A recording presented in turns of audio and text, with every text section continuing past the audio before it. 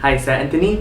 Baru-baru ini saya telah menemui satu saham yang berkaitan dengan industri perubatan. Tetapi, syarikat ini bukan mengeluarkan sarung tangan perubatan, pelitup muka perubatan atau ventilator. Syarikat ini mengeluarkan wayar dan kabel yang boleh digunakan oleh pelbagai peranti perubatan. Wayar dan kabel dia juga boleh digunakan bagi sektor otomotif dan juga teknologi maklumat. Nama syarikat ini adalah Supercomnet Technologies Berhad. Ia merupakan sebuah syarikat yang disenaraikan di pasaran ACE di Bursa Malaysia. Nama singkatnya Scomnet dengan kod sahamnya 0001. Ini bermakna syarikat ini merupakan syarikat yang pertama disenaraikan di pasaran ACE dan kilangnya terletak di Sungai Petani, Kedah. Memandangkan indeks Bursa Malaysia diniagakan rendah pada 19 Mac lalu, Scomnet juga mencapai paras terendahnya iaitu 32 sen pada hari yang sama. Pada masa itu, kebimbangan terhadap pandemik COVID-19 ini telah mencapai satu tahap yang tinggi dan Perintah Kawalan Pergerakan PKP telah dikuatkuasakan. Bagaimanapun, saham tersebut telah mencuba untuk mencecah ke paras tertinggi baharunya dan ini dipacu oleh pelbagai faktor seperti permintaan tinggi terhadap saham yang berkaitan dengan perniagaan perubatan dan kesihatan. Pemegang saham terbesar syarikat ini ialah James Sui. Dia berasal dari Taiwan dan beliau juga merupakan pengarah urusan syarikat tersebut. Sui yang berusia 74 tahun ini dibantu oleh anaknya Sui Chi Yu, 48 tahun, merupakan pengarah eksekutif bagi Scomnet. Anak lelaki beliau bakal menerajui dan menggalas tugas bapanya pada masa depan. Sehingga 22 Mei lalu, Scomnet dimiliki oleh Sui dan keluarganya dengan pegangan saham sebanyak 67.67% dan sampai sekarang keluarga ini masih belum menjual sebarang saham dalam syarikat itu.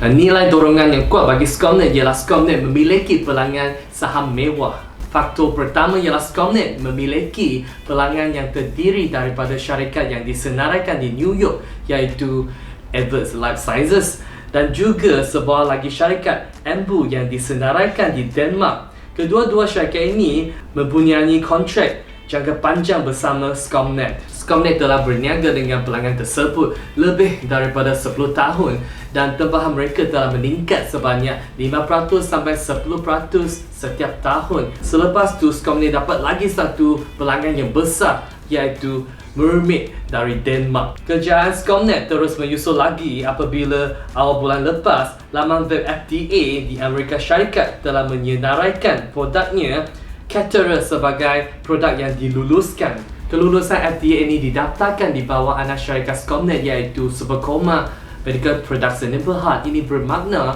Scomnet sudah boleh memulakan pengeluaran Caterer bagi pelanggan terbarunya iaitu Mermaid. Mermaid merupakan pengedar eksklusif bagi beberapa pengeluar terbesar dunia dalam bidang peranti perubatan. Syarikat memiliki 10 pejabat jualan di Eropah, Amerika Syarikat dan Asia bagi membekalkan peranti perubatan ke hospital dan para penggunanya.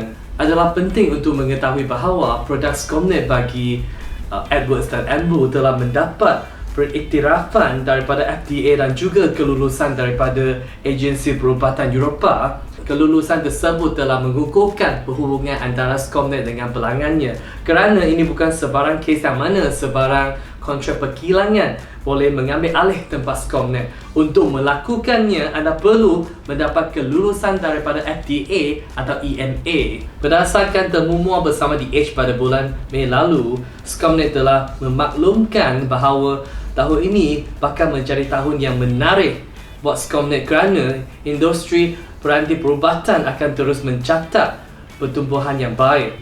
Seperti yang dimaklumkan pada awal tadi, tempahan daripada pelanggan syarikat juga telah meningkat setiap tahun. Bagi tahun kewangan 2019, pendapatan Scomnet telah meningkat ke paras tertinggi yang belum pernah dicapainya iaitu RM122.97 juta, menunjukkan pertumbuhan yang kukuh sebanyak 39.28% tahun ke tahun. Untung bersih juga merekodkan paras tertinggi baharunya dengan kenaikan sebanyak 74% tahun ke tahun kepada 19.38 million.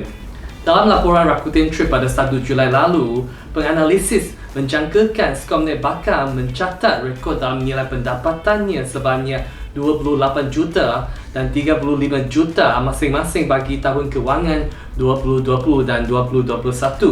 Peningkatan itu dipancu daripada prospek pertumbuhan pendapatan kumpulan daripada sektor pengeluaran kabel perubatan yang digunakan dalam proses merawat wabak COVID-19 ini.